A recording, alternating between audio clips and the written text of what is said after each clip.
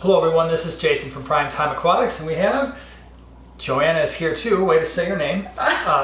We are live in our kitchen because we have a new tank that we're going to be aquascaping, and it's a kitchen tank. So we had two 2.5 gallon tanks behind the sink. They were looking horrible. And you didn't want to have that anymore, so we have this. This is the Aquatop Pisces 5 gallon tank. Yes. Here's the box, magic trick. So this is the box that it came in. I want to spend a couple seconds just talking about what comes in the box, and then Joanna's going to do her thing. She's going to aquascape this and make it awesome. So let me set the box down. Okay, so here's what we've got. What comes with the package, you get this light, and so we're going to see how this light does. I think it's going to be okay for growing plants. We also have... Do you like my green background? Love the green. Yeah, the green background did not come with the tank. No. This glass lid that covers pretty much the entire top, which is pretty cool.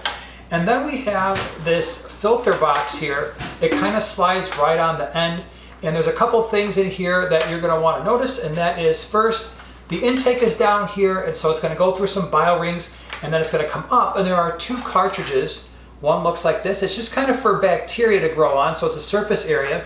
And then the other one slides right in, and it's a mini cartridge that's got some carbon and some filter floss. As we normally do, we're going to probably take this out and just put some filter floss in here, some bulk filter floss, because I really don't want the carbon removing any of the nutrients that the plants require, because this is going to be a planted tank. So if you are interested in this tank, I'm going to put an affiliate link down in the description below.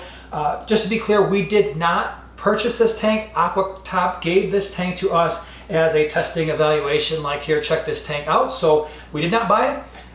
And Joanna's going to go ahead. You're going to aquascape this thing, make it look awesome, right? I am. I'm going to go, the saga continues where I attempt to do like a true garden, like an underwater garden scape. All right, I'm underwater going with garden. the English garden. Not Okay. that you would understand. Don't understand it, but stay tuned.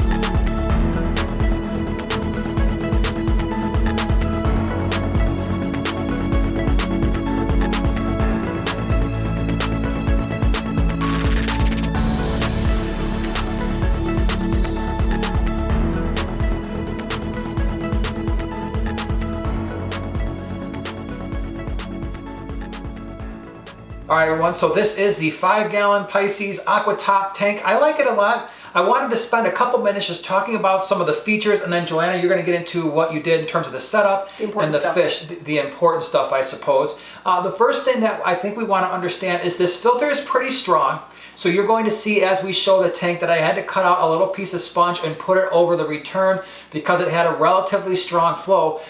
That's a problem for us because we're keeping a Betta in this tank with long fins, and it was getting blown around pretty good. It's an easy solution. If you've got a little piece of sponge, cut a hole in the end and slide it over the intake or over the return, and it pretty much solves that issue.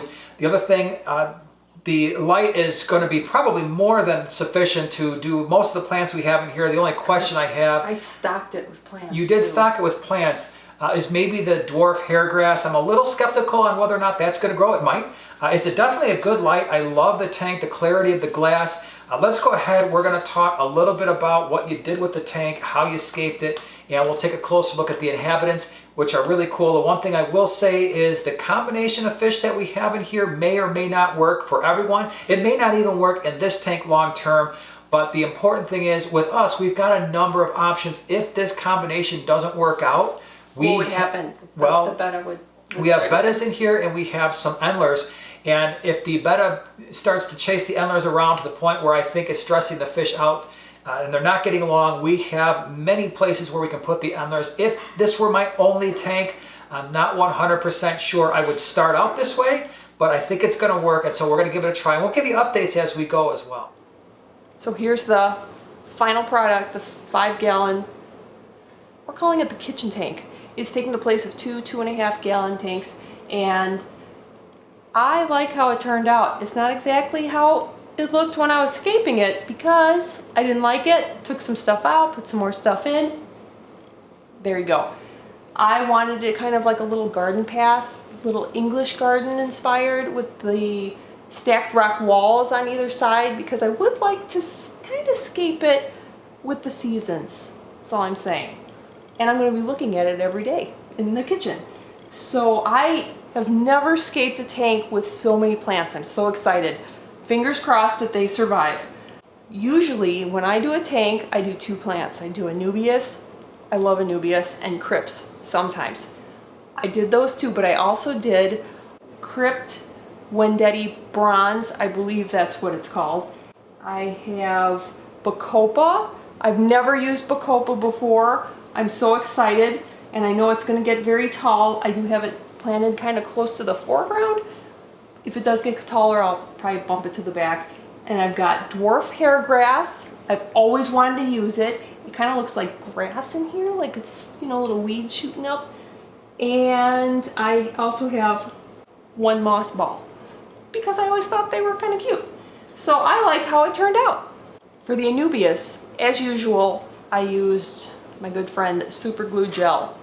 I use that when I glue any kind of plant like the Anubias or a couple of the other ones. If you want to glue it to rocks or wood, I use this.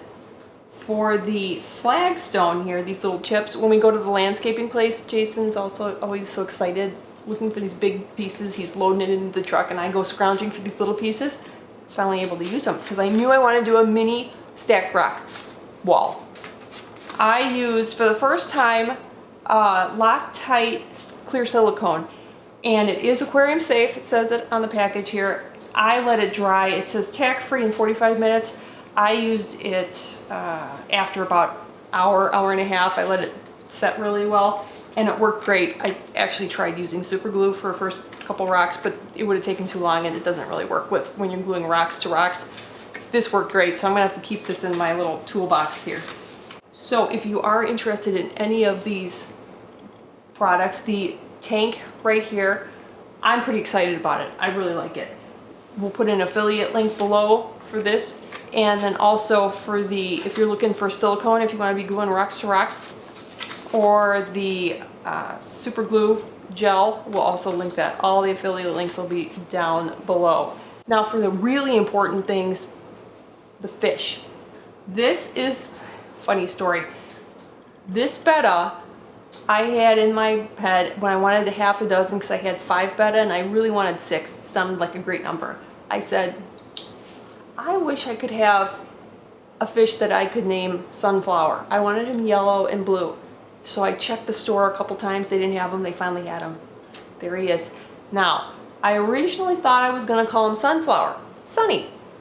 I don't know if he seems like a Sunny. If you have a vote what you think his name should be, see, look at that. He's so ruffly. So pretty.